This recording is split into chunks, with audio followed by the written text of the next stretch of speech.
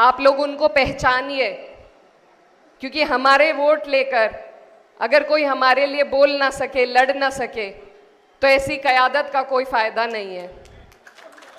السلام علیکم ورحمۃ اللہ وبرکاتہ۔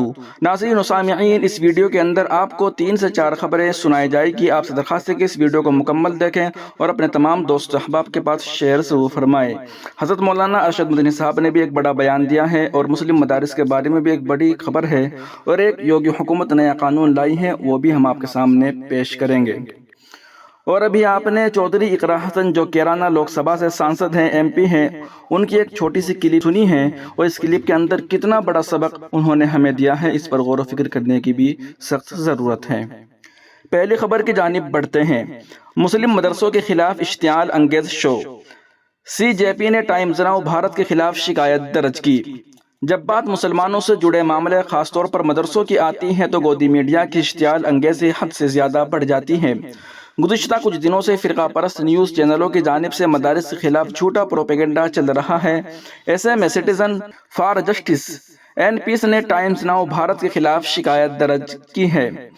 میڈیا رپورٹس کے مطابق گودی میڈیا میں این سی پی سی آر کے چیئرمین پریانک کے ایک پوسٹ سے متعلق مدارس کے خلاف اشتعال انگیز خبریں نشر کی گئی اور اکثریتی طبقے کو مدارس کے خلاف گمراہ کرنے کی سازش کی گئی۔ اس دوڑ میں سب سے آگے ٹائمز ناؤ بھارت ہندی پر نشر ہونے والا پروگرام انتہائی گمراہ کن اور اشتعال انگیز تھا، جس میں واضح طور پر مسلمانوں اور مدارس کی شبیہ کو بگاڑنے کی ہر ممکن کوشش کی گئی اور شر انگیزی کی گئی۔ سی جے پی نے ٹائمز ناؤ بھارت پر نشر ہونے والی ایک نیوز اور ڈیبیٹ شو کے دوران میزبان کے طرز عمل اور مدرسوں کے خلاف استعمال ہونے والی زبان کے خلاف شکایت درج کروائی گئی۔ یہ پروگرام 19 اگست 2024 کو ٹیلی کاسٹ کیا گیا تھا اور اس کا عنوان تھا کلپ راشٹریہ تعمیر کا، کراچی کا ادب ہندوستان کے مدارس میں کیا کر رہا ہے، اور راشٹریہ واد ہندوستان کا مدرسہ پاکستان کا نصاب۔ اس طرح کے گھٹیا عنوانات دے کر مدارس کو بدنام کیا جا رہا تھا۔ وہیں دوسری جانب ہلدوانی تشدد مقدمہ، اتراکھنڈ ہائی کورٹ نے 6 خواتین سمیت 50 ملزمین کی ضمانت عرضداشت منظور کی۔ مولانا ارشد مدنی کی ہدایت پر جمعیت علماء ہند نے ملزمین کو قانونی امداد فراہم کی۔ ہلدوانی فساد معاملے میں پولیس زیادتی کے شکار 50 ملزمین بشمول 6 خواتین کی ضمانت عرضداشت پر اتراکھنڈ ہائی کورٹ نے فیصلہ سناتے ہوئے ملزمین کی ضمانت عرضداشت منظور کرتے ہوئے نچلی عدالت کو حکم دیا کہ وہ ملزمین کو ذاتی مچلکہ اور ایک ضمانت دار کے عوض مشروط ضمانت پر رہا کرے۔ ملزمین کی گرفتاری فروری کے دوسرے ہفتے میں ہوئی تھی۔ اتراکھنڈ ہائی کورٹ کے 2 رکنی بینچ کے جسٹس پنکج پروہت اور جسٹس منوج کمار تیواری نے یہ فیصلہ صادر کیا۔ گزشتہ سنیچر کو عدالت نے فریقین کے دلائل کی سماعت کے بعد فیصلہ محفوظ کر لیا تھا۔ 50 ملزمین کی جانب سے ہائی کورٹ میں کل 6 عرضداشتیں داخل کی گئی تھی، جن پر کل 7 سماعتیں عمل میں آئی۔ عدالت نے اپنے زبانی فیصلے میں ملزمین کو ضمانت پر رہا کیے جانے کا حکم جاری کیا۔ عدالت کا تحریری فیصلہ جلد ہی فریقین کو مہیا کرایا جائے گا۔ دوران سماعت جیل میں قید پولیس زیادتیوں کے شکار ملزمین کو قانونی امداد فراہم کرنے والی تنظیم جمعیت علماء ہند کی جانب سے بحث کرتے ہوئے سینئر ایڈوکیٹ نتیا راما کرشن نے عدالت کو بتایا تھا کہ تفتیشی ایجنسی نے ملزمین کی گرفتاری کے 90 دنوں کے بعد ان کے خلاف یو اے پی اے غیر قانونی سرگرمیوں کی روک تھام کا قانون کا اطلاق کر دیا تاکہ ملزمین کو ضمانت سے محروم کیا جا سکے اور تفتیشی ایجنسی کو تفتیش کرنے کے لیے مزید وقت مل سکے۔ ہائی کورٹ کی 2 رکنی بینچ کے جسٹس پنکج پروہت اور جسٹس منوج کمار تیواری کو سینئر ایڈوکیٹ نتیا راما کرشن نے مزید بتایا کہ سیشن عدالت نے ملزمین کی ڈیفالٹ ضمانت عرضداشت خارج کرتے ہوئے یہ وجہ بتائی کہ لوک سبھا انتخابات کی وجہ سے ملزمین کے خلاف وقت پر چارج شیٹ داخل نہیں کی جا سکی، لہٰذا پولیس کو مزید وقت دینا غیر قانونی نہیں ہے۔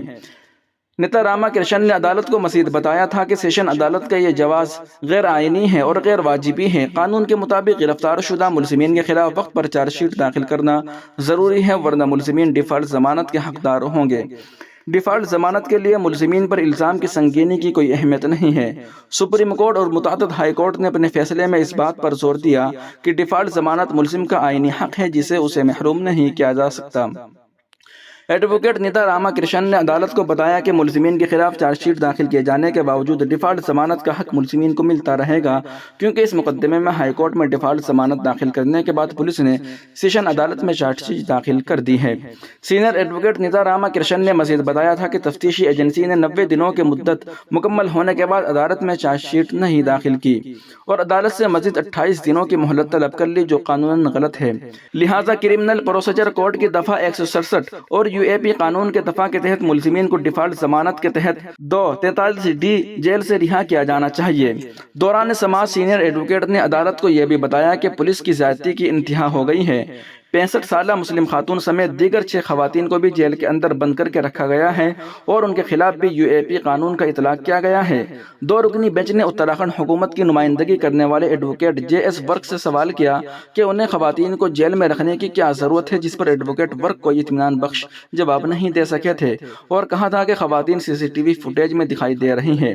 سینئر ایڈوکیٹ نیتا راما کرشن نے کئی ملزمین کی عرضداشتوں پر بحث کی۔ وہیں دوسری جانب یوگی سرکار کی نئی سوشل میڈیا پالیسی ملک مخالف پوسٹ پر عمر قید تک کی سزا، اشتہار بھی دیے جائیں گے۔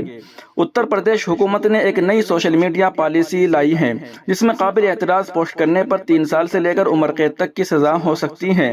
اس کے ساتھ ڈیجیٹل ایجنسیوں اور فرموں کے سوشل میڈیا پر اشتہارات کا بھی انتظام کیا گیا ہے۔ کابینہ اجلاس میں سوشل میڈیا پالیسی کی منظوری دے دی گئی۔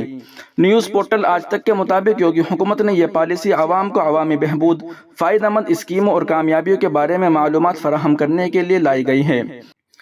پالیسی کے تحت مختلف سوشل میڈیا پلیٹ فارمز جیسے ایکس، فیس بک، انسٹاگرام اور یوٹیوب پر حکومتی اسکیموں اور کامیابیوں پر مبنی مواد، ویڈیوز، ٹویٹس، پوسٹ اور ریلز کو شیئر کرنے کی حوصلہ افزائی کی جائے گی۔